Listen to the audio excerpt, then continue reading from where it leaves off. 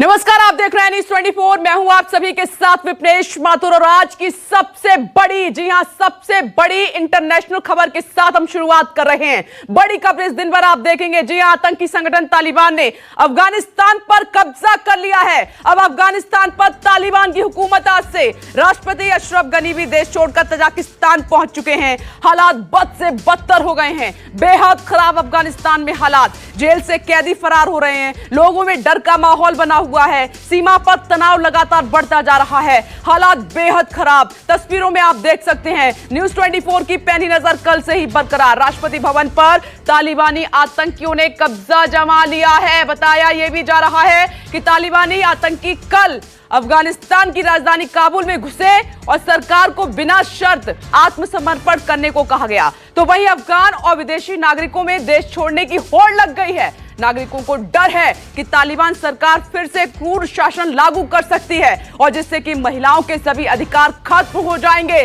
सवाल वहां की बच्चियों का है, सवाल वहां की महिलाओं का है। और इतना ही नहीं, लोग बैंकों में जमा अपनी जीवन भर की कमाई निकालने के लिए एटीएम मशीनों के बाहर कतार में लगे हुए हैं। लंबी लंबी कतारें लगी हुई हैं। और इस वक्त ये 8 तस्वीरें आपकी टीवी स्क्रीन पर। अफगानिस्तान पर तालिबान का कब्जा बहुत तेजी के साथ 20 दिन में पूरी पिक्चर पलट कर रख दी। 20 साल से जिस अफगानिस्तान को संभाले रखा था और 20 दिन में तालिबान तेजी के साथ बढ़ा और काबुल पर कब्जा कर लिया है। राष्ट्रपति ने देश छोड़ दिया है। अशरफ गनी देश छोड़कर चले गए हैं और मंत्रियों में अफरा तफरी का माहौल है। होड़ लगी हुई है कि जल्द से जल्द अफगानिस्तान को छोड़ा जाए। विश्वास बिल्कुल भी नहीं है। तो ये आप देख रहे हैं कि तालिबान के आने से जो सवाल उठ रहे हैं, उसमें सबसे बड़ा सवाल कि पहले वो जान लेते हैं तालिबान ने अफगानिस्तान पर कैसे कब्जा किया। ये आज का सबसे बड़ा सवाल है कि तालिबान इतनी तेजी के साथ अफगानिस्तान को अपने कब्जे में कैसे ले लिया, अफगानिस्तान ने इतनी जल्दी कब्जा कैसे कर लिया। और दूसरा सवाल, अमेरिका की 20 साल की घेराबंदी कैसे टूट गई। यह घेरा इतना कड़ा था। तालिबान की जीत की वजह क्या है, यह तीसरा बड़ा सवाल। आगे बढ़ते हैं। एक और अहम सवाल जो हालात बने हुए हैं अफगानिस्तान में कि तालिबान के आने से भारत पर क्या असर होगा। भारत के लिहाज से भी हम समझने की कोशिश करेंगे क्योंकि बहुत बड़ी पूंजी इन्वेस्ट अफगानिस्तान में भारत ने कर रखी थी। वहां पर बड़ी संख्या में लोग रह रहे थे। उनको एयरलिफ्ट लगातार किया जा रहा है। 100 से ज्यादा लोगों को अब तक एयरलिफ्ट किया जा चुका है। और आगे भारत के पास अब विकल्प क्या हैं, भारत के पास अब रास्ते क्या बचे हुए हैं। और आगे एक और सवाल यह है कि अफगानिस्तान में चल रहे भारत के प्रोजेक्ट्स का क्या होगा। और इन बड़े प्रोजेक्ट्स में भारत ने बड़ा इन्वेस्ट किया हुआ है।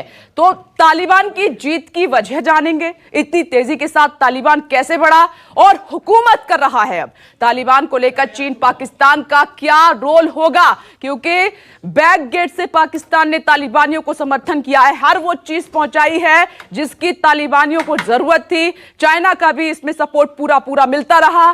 तालिबान को लेकर अमेरिका की नीति अब आगे क्या होगी, क्योंकि ना सिर्फ ये अफगानिस्तान की हार है, ये दुनिया का सुपर पावर देश अमेरिका की भी हार बताई जा रही है। अफगान सेना ने इतनी आसानी से सरेंडर क्यों किया, इसके पीछे भी बड़ी वजह सामने निकल कर आ रही है और वो वजह आज हम समझाएंगे आपको इस शो के माध्यम से। आगे एक और सवाल उठ जाता है, तालिबान को दुनिया खारिज करेगी या स्वीकार करेगी, क्योंकि तालिबान अब अपनी पहचान के लिए, अस्तित्व के लिए लड़ाई लड़ेंगे, जिसकी अपील वो पहले भी कर चुके हैं अमेरिका समेत, लेकिन कंसीडर नहीं हुआ है। और दूसरी तरफ ब्रिटेन ने तो अपना दूतावास ही खत्म कर दिया है, वहां पर अपने राजनयिकों को वापस बुला लिया है।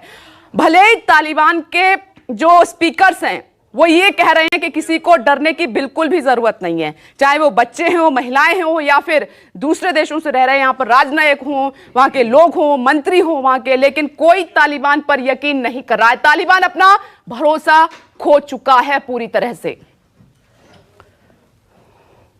As far as I came from Kabul, so the Kabul was occupied by Taliban, and I think there will be a new government. There will be a new government, maybe a new settlement. So yet it's not clear who will be next president, what will happen. So everyone is waiting. He should be, because whatever has happened, that's because of him and his corrupt team. Sir, are they also killing innocent civilians? No, I haven't heard. So no I violence haven't at the heard. airport or anywhere near, sir? Pardon? Is it all peaceful near the airport where flights are taking off? When I came to airport, it was 1 o'clock Okay. in the noon, Yeah, the people were very worried. The people were very. You are the member of parliament. No, I was. If he is in Kabul, in governor or Kabul, yeah, President Palace, and at 8 o'clock of local time, maybe here in India, maybe they will establish a new interim government for 6 months. So is there will be It's any, a joint- it's is a there will joint be any government. peace accord between Taliban and Afghan government, or there will be a confront between the army and Taliban? No. It was a peace agreement. Today I signed, yesterday signed, last night from Dua. Mr. Abdullah came to the President House with Ghani. So Afghanistan will be the same as. But it will take a time because now we will start again from the interim government for 6 months. स्थिति तो यानी बहुत ज़्यादा anxiety और depression था, लोगों को बहुत ज़्यादा तशवीश था, लेकिन आज से मालूम होगा कि इंशाल्लाह मुल्क में कुछ भी नहीं होगा। ये पहले जो 1 महीने का बहुत ज़्यादा परेशानी था, अभी जो हमने रिपोर्ट लिया है वो सारे अफगानिस्तान में लोग आराम है, कोई जगह थोड़ा सा लड़ाई है लेकिन ज़्यादा लड़ाई नहीं, लोग अमन में है, महिलाएं और पॉलिटिकल लोग जो है ये सारा अमन में है। मैं काबुल में था 1 हफ्ते से जी। बिजनेस के पर्पज से गए थे? या मैं बिजनेसमैन हूँ, मेरे लोकल पार्टनर्स हैं वहाँ पे, तो उनसे डिस्कशंस के लिए गए थे। तो अभी वहाँ सिचुएशन क्या है? सिचुएशन फिलहाल तो स्टेबल है। तो जब आप वहाँ एयरपोर्ट पे आए तो वहाँ स्थिति महिलाओं को सुरक्षा को लेकर के क्या कुछ ऐसा कुछ सर जब मैं पहुँचा था करीबन 12 बजे के आसपास एयरपोर्ट, तो वो तब तक एंट्री नहीं हुआ था तालिबान का काबुल के अंदर, सिटी के अंदर। एंड अराउंड 2:30 3 o'clock प्रेसिडेंट ने रिज़ाइन किया, ये सुनने में आया। सो जब तक मैं वहाँ पे था एवरीथिंग वाज नॉर्मल। सब ठीक है। तो लोग वहाँ डरे हुए हैं? कुछ भी नहीं है। इंटरेस्ट सरकार बन रहा है, 2 दिन में बन जाएगा, कुछ भी नहीं है। तो किस तरह की चिंता किस तरीके से थी? बस एक टेंशन था कि कुछ होने वाला है, कुछ हो जाएगा, लेकिन कुछ भी नहीं है। हम जो न्यूज़ देख रहे हैं कुछ भी नहीं था। The situation, Taliban just came in to the capital in Kabul, and now they're saying that the government is going to go from one side to another with peace. It's going to be peacefully without any war or any. That's an official statement we read everywhere. You tell me, what did you see around you when you left the city? I saw nothing. There was just like a little bit of traffic going on. Like the cars were more than usual, and the people were just going to the banks and taking out the money because there is disbelief among the people, and just that. ये picture, ये तस्वीर लगातार news 24 आपको दिखा रहा है। लोगों के चेहरे को जरा रीड करने की कोशिश कीजिए, जहां पर तालिबानियों का डर उनके चेहरे पर लगातार नजर आ रहा है। स्टूडियो में मेरे साथ 2 सहयोगी मौजूद हैं, डिप्टी एडिटर संजीव त्रिवेदी और मेरी सहयोगी अभिलाषा मौजूद है। अभिलाषा, आज ये 20 सवाल जिनके जवाब दुनिया जानना चाहती है कि इतनी तेजी के साथ तालिबान कैसे आगे बढ़ गया और उसने अफगानिस्तान पर कब्जा कर लिया। बिल्कुल, और दुनिया के लिए ये बहुत बड़ी घटना है विपनेश, और कई अहम सवाल जो आपने उठाए शुरुआत में ही, कैसी इतनी बड़ी घटना को बहुत आसानी से तालिबान ने कर गुजारा, और दूसरी तरफ अमेरिका की भूमिका और भारत पर इसका क्या असर होगा, ये तमाम बातें हमारे लिए समझना बेहद जरूरी है। संजीव, आप लगातार विदेशी मामलों को देखते हैं, इतनी आसानी से ये जो सरेंडर हुआ है, अंदाजा तो पहले ही लगाया जा रहा था, ये कहा जा रहा था लड़ नहीं रही है जो सेना है, और सरेंडर करते जा रहे हैं एक एक करके जो प्रांत हैं। कैसे इतना कुछ आसानी से हो गया और काबुल तक कब्जा हो ही गया तालिबान का? देखिए, इस बात का अंदाज़ा किसी को नहीं था, और आप सबसे बेहतरीन इंटेलिजेंस मानती हैं कि CIA है, उसने खुद कहा था 90 दिन लगेंगे।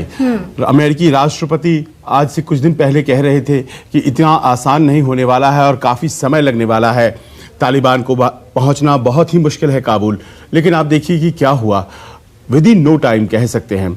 90 दिन की बात छोड़ दीजिए, 9 दिन भी नहीं लगे। दरअसल हुआ ये कि जो अफगान लड़ाके थे, जो तालिबान लड़ाके थे, वो सब के सब बिना गोली चलाए कई जगहों पर काबिज होते चले गए। जैसा कि आपने माजरा काबुल में देखा, यही कम से कम हालात जो थे ज़्यादातर प्रोविंसेस में देखी गई, और ज़्यादातर प्रोविंसेस में ऐसा लगा जैसे कि अफगान फोर्सेस ने तालिबान से फाइट ही नहीं किया, उन्हें आने दिया, उनके लिए गेट्स खोल दिए। ऐसा लगा जैसे पलक पावड़े बिछाए थे। कल भी जब तालिबान काबुल के सिटी गेट पर था तो लोग निकल कर जा रहे थे, उनका स्वागत कर रहे थे। तो इसका अर्थ ये था कि उनको एक स्वीकारोक्ति ज़मीन पर थी।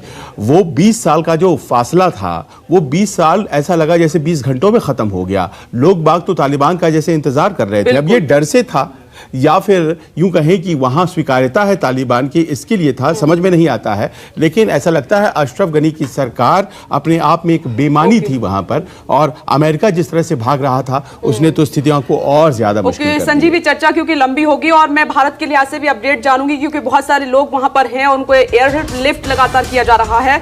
इस वक्त खास मेहमान भी हमारे साथ जुड़ गए हैं जिनके साथ हम चर्चा करेंगे। जेके त्रिपाठी जी हमारे साथ मौजूद हैं, फॉर्मर डिप्लोमेट हैं, और मेजर जनरल रिटायर्ड संजय सोई सर हमारे साथ जुड़ गए हैं, डिफेंस एक्सपर्ट हैं। प्रोफेसर अभिषेक अमर जी भी हमारे साथ मौजूद हैं, न्यूयॉर्क से, यूएसए से हमारे साथ मौजूद हैं। टीवी स्क्रीन पर आप मेहमानों को देख भी सकते हैं। और आसिफ रमीज दाऊदी भी हमारे साथ मौजूद हैं, सऊदी अरेबिया से मौजूद हैं। आप सभी का बहुत बहुत स्वागत है इस चर्चा में। और कई महत्वपूर्ण सवाल हैं आज न्यूज 24 पर आप जानेंगे कि तालिबान 20 दिन में, तकरीबन 20 दिन में इतनी तेजी के साथ, क्योंकि संघर्ष तो उसका पहले से चल रहा था, वो हुकूमत पहले से चाहता था लेकिन उसको रोक के रखा हुआ था, लेकिन तकरीबन 15 से 20 दिन में ऐसा क्या हुआ कि वो काबुल तक पहुंच गया और आज उसकी हुकूमत है, राष्ट्रपति को अफगानिस्तान छोड़कर जाना पड़ा। ऐसे बहुत सारे सवाल हैं, इतनी ताकत उसको कहां से मिली। लेकिन सबसे पहला सवाल मैं जेके त्रिपाठी सर आपसे पूछना चाह रही हूं, ये ना सिर्फ अफगानिस्तान की हार है बल्कि देश का सुपर पावर देश अमेरिका की हार है सीधे तौर पर।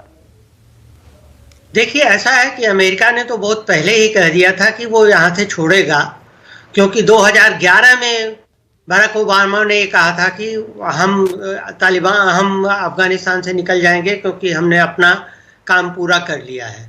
लेकिन वो होते होते फिर और 2014 हो गया और उसके बाद देखिए ट्रंप ने लास्ट ईयर कह ही दिया था। तो ये अमेरिका का इर्रेस्पेक्टिव ऑफ कौन सी पार्टी पावर में है, पिछले साल रिपब्लिकन थे, इस साल डेमोक्रेट हैं, दोनों का ही ये निर्णय था कि ये छोड़ना होगा। और आप अगर इतिहास देखें तो अमेरिका ने वियतनाम को रिपीट किया है, वियतनाम हो, सीरिया हो या यमन हो, हर जगह अमेरिका जहां भी गया है वहां उसे मुंह की खानी पड़ी है।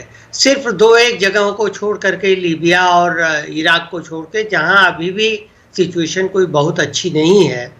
तो अमेरिका का ये इतिहास रहा है, इसलिए इसमें हमें कोई वो कहने की ज़रूरत नहीं कि अमेरिका भाग गया या क्या किया, क्योंकि उनकी ये पॉलिसी रही है। और किसी भी पार्टी की पावर हो, लेकिन वहाँ सबसे बड़ी एक चीज़ होती है कि लोग, एक ये लॉबी बड़ी स्ट्रांग है कि हमें अमेरिकन सोल्जर्स को बाहर के किसी देश में मरने के लिए नहीं छोड़ना चाहिए। और इसी के चलते जगह जगह से अमेरिका ने अपने सेनाएं हटाई हैं।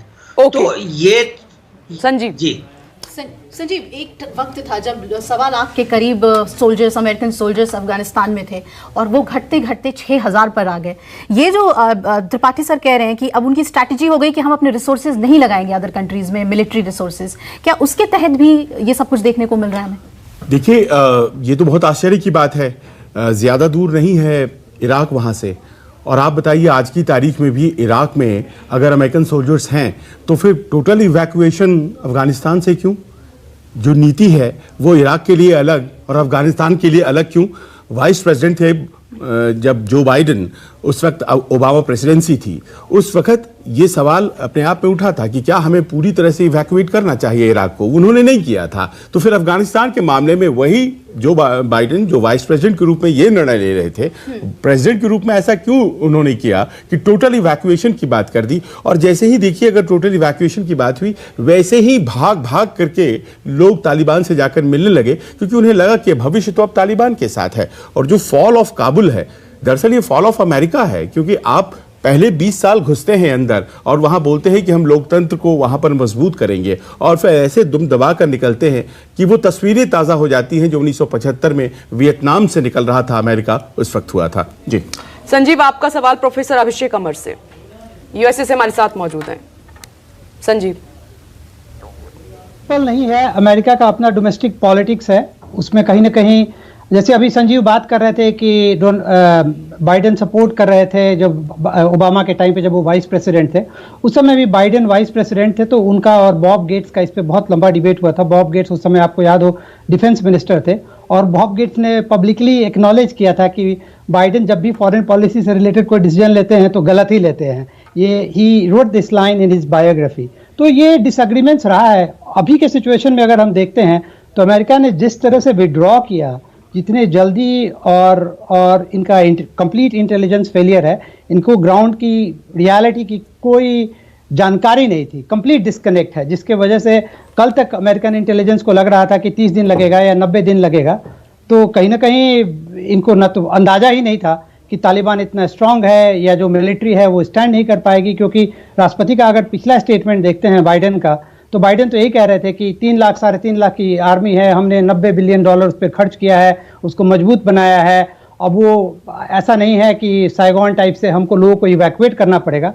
आज की रियलिटी तो यही है कि आज कल रात भर अमेरिकन डिप्लोमेट्स और पूरे जितने भी इंटरनेशनल कंट्रीज हैं, दूसरे कंट्रीज हैं, सबके डिप्लोमेट्स को इवैक्यूएट किया जा रहा है। और काबुल एयरपोर्ट जो है अभी, वो उसको किसी तरह से इन लोगों ने अपने कंट्रोल में रखा है ताकि लोग इवैक्यूएट किए जाए। आपने देखी होंगी ना वो तस्वीर भी सर, जो कि 1975 की है, एक तस्वीर जो कि एम्बेसी के ऊपर चॉपर से लोग ले जाए जा रहे हैं, और उस तस्वीर की तुलना कल की तस्वीर से की जा रही है। यहाँ भी एम्बेसी जो है काबुल में, उसमें चॉपर्स पे बिठा करके लोगों को ले जाया जा रहा है। जो 4 मील का फासला है एयरपोर्ट से, काबुल एयरपोर्ट से एम्बेसी का, वो भी सड़क मार्ग से नहीं तय कर पाए अमेरिकी। तो मतलब बड़ा स्पष्ट हो गया कि आज की तारीख में जो ग्रिप होती थी अमेरिका की पूरी दुनिया पर, और हर तरह की जानकारी उसके पास हुआ करती थी, वो तो कहता था कि हम साउथ एशिया में जो घटित हो रहा है वो भी बता देते हैं, वो पूरी तरह से फेल हो गया है। और ये ऐसे देश में फेल हो रहा है जहां फॉरेन पॉलिसी अपने आप में एक चुनावी मुद्दा होता है। तो क्या बाइडेन सचमुच में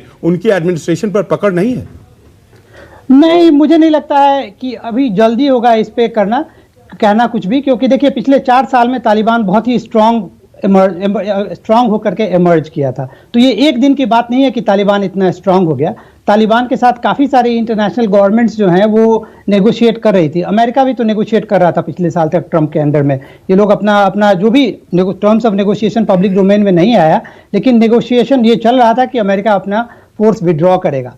बाइडेन का ये डिसीजन कब जरूर गलत हो गया कि उन्होंने एब्रप्टली विड्रॉ किया। किसी को नहीं लगा था, यहाँ के पेंटागन को भी नहीं लगा था कि बाइडेन इस तरह से एब्रप्टली विड्रॉ करेंगे इतने कम शॉर्ट टाइम में, जिससे कि उनको रिस्पांस टाइम नहीं मिलेगा। और कहीं ना कहीं उसमें इंटेलिजेंस फेलियर है।